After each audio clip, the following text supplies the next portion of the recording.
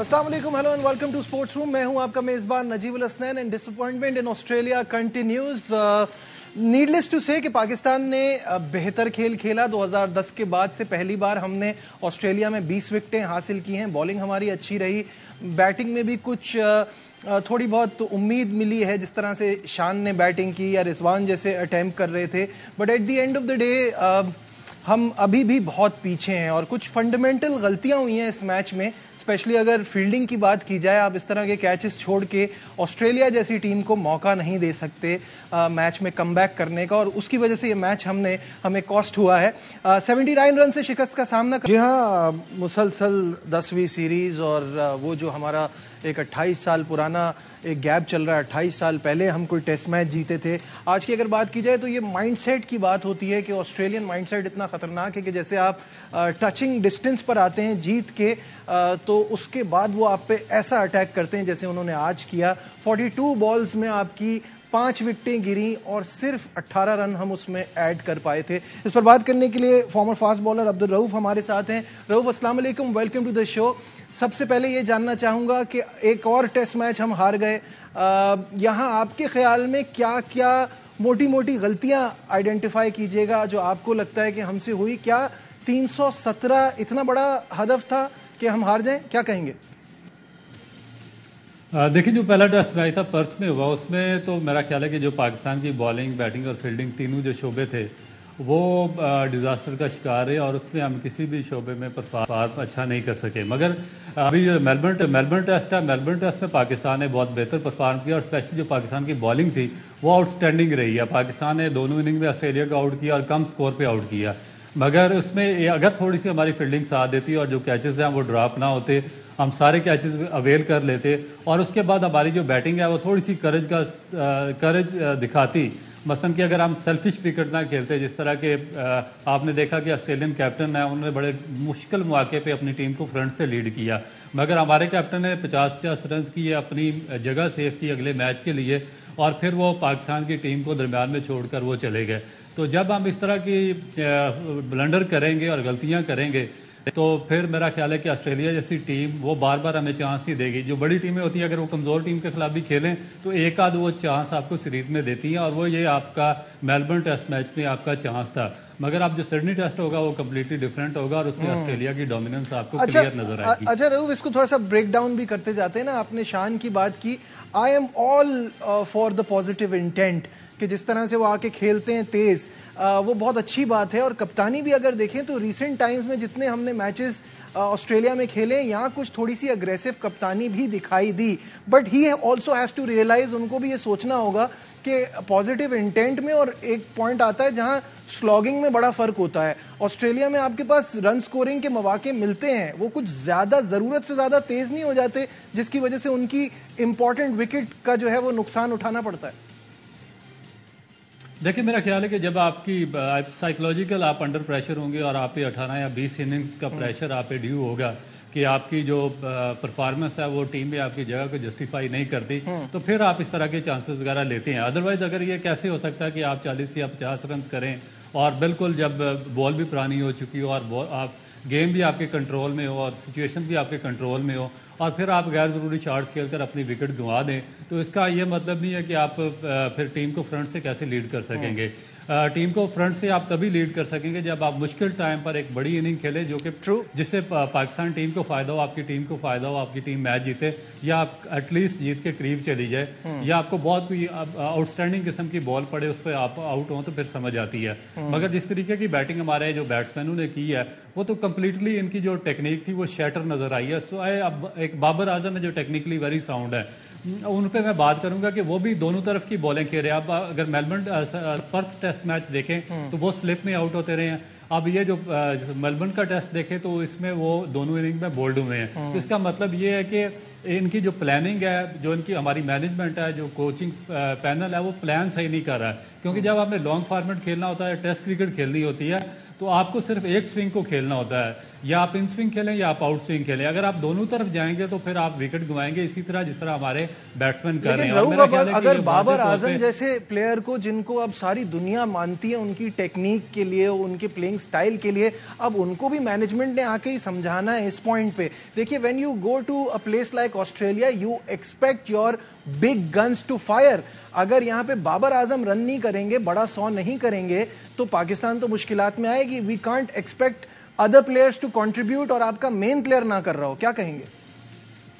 बिल्कुल एग्जैक्टली, इसलिए मैंने बाबर आजम की बात किया क्योंकि टेक्निकली वही इस पाकिस्तान की टीम में सबसे बेस्ट है और उनकी टेक्निक पे ही मैं बात करूंगा. क्योंकि आपने जिस तरह रिजवान ने बैटिंग किया या सलमान आगा ने, उसके बाद सऊद शकील ने या इमामुल हक बैटिंग करे, तो मुझे तो उनकी बैटिंग में ना तो कोई टेक्निक नजर आई है, ना कंसिस्टेंसी नजर आई है और ना ही कोई उनकी करेज नजर आई है जिस तरह वो बैटिंग कर रहे थे. तो रहस्य है कि पाकिस्तान के पास टेक्निकली एक ही स्ट्रॉन्ग बैट्समैन है, बाबर आजम. तो मैं उसी तरह उनकी इसलिए बात करता हूँ कि अगर आप देखेंगे जितने भी टॉप के बड़े प्लेयर्स हैं उन पे बैट पे जाता है, तो बैट पे इस तरह खत्म नहीं होता कि आप चारों तरफ शॉट्स खेलना शुरू कर दें. आपको मिनिमाइज करनी पड़ती है बॉलिंग जो फास्ट बॉलर्स की होती है. आपको सिर्फ एक स्विंग पे जाना पड़ता है, आपको एक स्विंग खेलनी पड़ती है. या आप बैट अंदर रखे बिल्कुल सीधा खेलें, अपनी विकेटों को ब्लॉक करें और बाहर वाली बॉलों को जाने दें, या फिर बाहर वाली बॉल खेलें और अंदर वाली को जाने दें. तो इस तरह करके अब ये दोनों तरफ बोल्ड भी होना और स्लिप में भी जाना, तो इसका मतलब है कि आपका माइंड इतना ज्यादा फ्री नहीं और आप थोड़ा सा, मेरा ख्याल है कि जल्दी के चक्रों में या जल्दी रन करने के चक्रों में, सारी शॉटें खेलने के चक्कर में है. तो इसलिए फिर आप भी कास्ट करें और पाकिस्तान की टीम भी कास्ट करें. अच्छा रऊफ, दो चीजें होती हैं. एक तो हमने बात कर ली कि आपके बड़े प्लेयर्स को रन करना है. दूसरा वो जो हमने ऑस्ट्रेलिया से उनकी इनिंग में जो चीज सीखी कि जब 16 पर 4 डाउन थे तो यू नीड बिग पार्टनरशिप, और वो उन्होंने 153 की पार्टनरशिप मार्श और स्मिथ के बीच में हुई. हमारी पार्टनरशिप भी बड़ी नहीं हो पा रही है कि हम दो प्लेयर्स मिल के आगे ले जाएं. ठीक है, बड़ा 100 नहीं हो रहा, लेकिन अच्छी पार्टनरशिप तो लगना जरूरी है. जी बिल्कुल, और जब तक आपकी पार्टनरशिप बिल्ड नहीं होगी आप टेस्ट मैच नहीं जीत सकते. और पार्टनरशिप ना सिर्फ बैटिंग में बल्कि बॉलिंग में भी डेवलप होनी चाहिए. और उसके बाद जब आप देखें आपकी प्रायोरिटी फर्स्ट क्लास क्रिकेट होगी, टेस्ट क्रिकेट होगी, आप ज़्यादा से ज़्यादा खेलेंगे तो फिर ही आप ये चीज़ें सीखेंगे कि मुश्किल टाइम पे जब आप बॉलिंग डोमिनेट कर रही हो तो फिर आपने किस तरीके से सर्वाइव करना है, पार्टनरशिप किस तरह बिल्डिंग करनी है, अपनी टीम को किस तरीके से निकालना है मुश्किल हालात से, और जो विनिंग ट्रैक है उस पर किस तरीके से लेकर जाना है. मगर जब आपकी प्रायोरिटीज शॉर्ट फॉर्मेट हो, आप देखें कि आप जो पर्थ टेस्ट की सेकंड इनिंग देखें, हम 30 ओवर में ऑल आउट हो गए. उसके बाद इसमें हमारे पास बहुत हमारी जो फर्स्ट इनिंग थी उसमें भी 190 पे हमारे 6 आउट हो चुके थे. अब सेकंड जो इनिंग आई है आपकी उसमें भी आपका इसी तरह 150 पे आपकी जो टॉप बैटिंग लाइन थी वो सारी पवेलियन जा चुकी थी. तो हमारा प्रॉब्लम ये है कि हम इस जो लंबी क्रिकेट है, लॉन्ग फॉर्मेट है, उसकी प्रिपरेशन प्रॉपरली हम करके नहीं आए हुए हैं. ये वजह कि ना हमारी पार्टनरशिप बिल्ड हो रही है और ना हम जीत के करीब जा रहे हैं. अच्छा, आपकी एक्सपर्टीज का फायदा उठाते हैं. बॉलिंग तो हमने देखें बहुत बेहतर की. अब ये ना कहिएगा कि बॉलिंग में इंप्रूवमेंट नहीं आई है, क्योंकि 2010 के बाद पहली बार हमने उनके 20 खिलाड़ियों को आउट किया है. और स्पेशली जो मुझे बहुत खुशी है वो मीर हमजा की परफॉर्मेंस है कि डोमेस्टिक का इतना अच्छा परफॉर्मर है. अब तक उनको वो एक इस तरह का रन नहीं मिला था.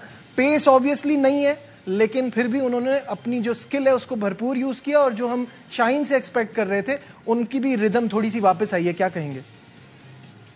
बिल्कुल एग्जैक्टली. और देखें कि पेस इतना माने नहीं रखती. जो आपकी लाइन एंड लेंथ है, एक्यूरेसी है आपकी, और जो बॉलिंग की सेंस है पिच को रीड करके, वो उसी वक्त आती है जब आप लंबी फर्स्ट क्लास क्रिकेट खेलें. और इसका सारा क्रेडिट मीर हमजा को जाता है, जिसने क्योंकि मैं तो इनको 7, 8, 10 साल से जानता हूं जब इन्होंने फर्स्ट क्लास क्रिकेट कैरियर अपना शुरू किया था. और 400 से प्लस विकेटें और उसके बाद 22 की फर्स्ट क्लास की एवरेज इनकी विकेटों की, आउटस्टैंडिंग है इनका कैरियर. और मेरा ख्याल है कि इसमें भी जो पाकिस्तान का जो थिंक टैंक है, मैनेजमेंट को सोचना चाहिए कि एक इतना जबरदस्त बॉलर, इतना कंसिस्टेंट बॉलर जिसकी परफॉर्मेंस फर्स्ट क्लास में इतनी अच्छी रही हो, उसको आपने 7-8 साल क्यों डिले किया, उसकी आपने प्राइम टाइम क्यों आपने उसको जाया किया और आप उसको चांस दिया. तो मगर आप अभी भी जब वो आए हैं उन्होंने आउटस्टैंडिंग परफॉर्म किया. देखिए, इसी तरह जब आप थोड़ी सी आपकी लॉन्ग टर्म पॉलिसी होगी तो फिर जो जितने भी फर्स्ट क्लास के परफॉर्मर होंगे उनको आप थोड़ा सा लंबा कंसिस्टेंट चांस देंगे तो वो परफॉर्म करेंगे. ये नहीं हो सकता कि आप परफॉर्म करके आए 6-7 साल से परफॉर्म कर रहे हूँ, आपको एक मैच दिया जाए, उस पर आप प्रेशर बिल्ड किया जाए और एक मैच में आपसे परफॉर्मेंस ना हो तो फिर आपको वापस भेज दिया जाए. तो ये बड़ी सख्त ज्यादती है. ये मीर हमजा ने मेरा ख्याल है कि अपनी जगह बिल्कुल दुरुस्त साबित की है. और दूसरा शाहीन अफरीदी, जो मैंने पिछले मैच में भी बात की थी कि उनकी जो पेस का डिक्लाइन हुआ तो अब उनको अपनी लाइन एंड लेंथ और डेड एक्यूरेसी पे आना पड़ेगा. तो जो कि वो पर्थ टेस्ट में उनके माइंड में उनकी पेस थी 145, 146, उस पर वो बॉलिंग कर रहे थे, इस वजह से रन कंसीड हुए. अब ये जो मेलबर्न में टेस्ट मैच उन्होंने खेला, उन्होंने डेड एक्यूरेसी से बॉलिंग की है ایک ہی جگہ پہ، جس کا ان کو فائدہ ہوا، رزلٹ یہ نکلا کہ ان کے وکٹیں بھی ملی اور پاکستان کو بھی فائدہ ہوا. یہاں لیتے ایک بریک، ڈسکشن کو آگے بڑھائیں گے، کہیں مت جائے.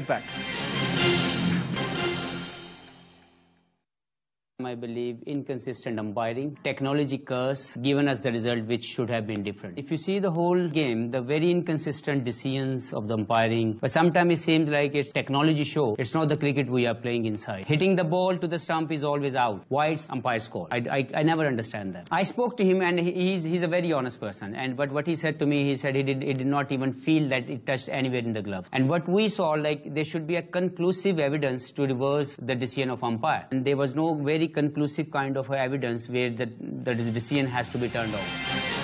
جی ہاں، محمد حفیظ کی بات آپ نے سنی، ٹیم ڈائریکٹر کی. عبدالرؤف تو ہمارے ساتھ ہیں ہی، شاہد ہاشمی صاحب نے بھی ہمیں جوائن کیا ہے. شاہد صاحب السلام علیکم، ویلکم ٹو دا شو. سب سے پہلے یہ بتائیے گا، what in the world is technology curse? نئی ٹرمینالوجی ہم سنتے ہیں آبویسلی، اسی لیے پروفیسر کہتے ہیں حفیظ کو. کیا کہیں گے شاہد صاحب؟ آپ کو میری آواز آ رہی ہے؟ شاہد صاحب کو آواز نہیں آ رہی ہے. رؤف کی طرف واپس بڑھیں گے. رؤف مجھے بتائیے گا کہ یہ کچھ زیادہ کمپلین نہیں کرنے لگے محمد حفیظ آج کل؟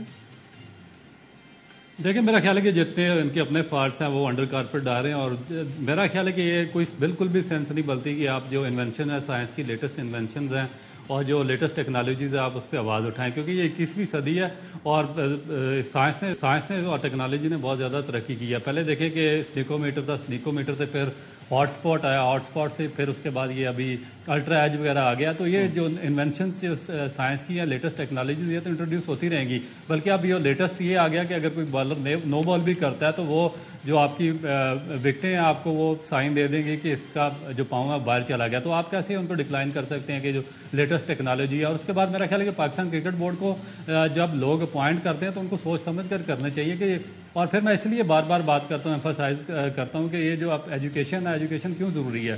جب تک آپ کے اندر ایجوکیشن نہیں ہوگی آپ کیسے یہ چیزیں سمجھ سکیں گے؟ یہ لیٹسٹ ٹیکنالوجیز آپ سمجھ ہی نہیں سکتے، نہ آپ کو سائنس کی جو لیٹسٹ. ویسے اگر میں اس ڈیسیشن کی بات کروں تو آپ کے خیال میں وہ ڈیسیشن غلط تھا؟ جی بالکل ٹھیک ڈیسیژن تھا، اور میرا خیال ہے کہ آپ اس کو کیسے کہ انہوں نے تینوں زاویے سے چیک کیا. جو الٹرا تھا اس میں کلیئرلی نظر آ رہا تھا کہ جو رسٹ بینڈ تھا ان کی بالکل گلوز کے ساتھ اور بال اس پر لگ کر گیا، تو وہ بالکل آؤٹ تھا میرے خیال میں. لیکن بار بار وہ تو کندھے کی طرف کچھ اشارہ کر رہے تھے رضوان، آپ کو یہ لگتا ہے کہ یہ آؤٹ ہے؟ دیکھیں بالکل آؤٹ تھا، اور رضوان کا میں نہیں کہہ سکتا، آپ پرسن کسی کی اس طرح بات نہیں کر سکتے کہ وہ آنیسٹ ہے اور ٹیکنالوجی خراب ہے. میرا نہیں خیال کہ ٹیکنالوجی آپ کو ایک نہ ایک دن ٹیکنالوجی پہ بلیو کرنا ہی پڑتا ہے. صحیح ہے. اچھا تھوڑی سی بات امام الحق کی کر لیتے ہیں، کیونکہ اب بہت زیادہ ٹائم ہو گیا ہے اور ان کی پرفارمنس جو ہے ایک طویل عرصے سے ٹیسٹ کرکٹ میں بڑی خراب جا رہی ہے، اور آسٹریلیا، انگلینڈ، جنوبی افریقہ کے خلاف تو بالکل بلو ایوریج ہے. رؤف، فائنل تھاٹس، آپ کو کیا لگتا ہے ہمیں سڈنی میں کیا کرنا ہے کوئکلی؟ دیکھیں میرا خیال ہے کہ آسٹریلیا ایک دفعہ پھر بڑے اسٹرانگ طریقے سے آئے گا، کیونکہ جو بڑی ٹیم ہوتی ہے اور اسٹرانگ ٹیمیں ہوتی ہیں وہ اس طرح کا آپ کو ایک آدھ دفعہ ہی سیریز میں آپ کو چانس دیتی ہے، جو کہ آپ کو انہوں نے میلبرن میں دے دیا. مگر آپ پاکستان کو دیکھیں کہ تھوڑا سا بیٹنگ میں امپروومنٹ لانی پڑے گی. ٹھیک ہے، بہت بہت شکریہ عبدالرؤف، ہمارے اپنی ایکسپرٹیز ہمارے ساتھ شیئر کریں.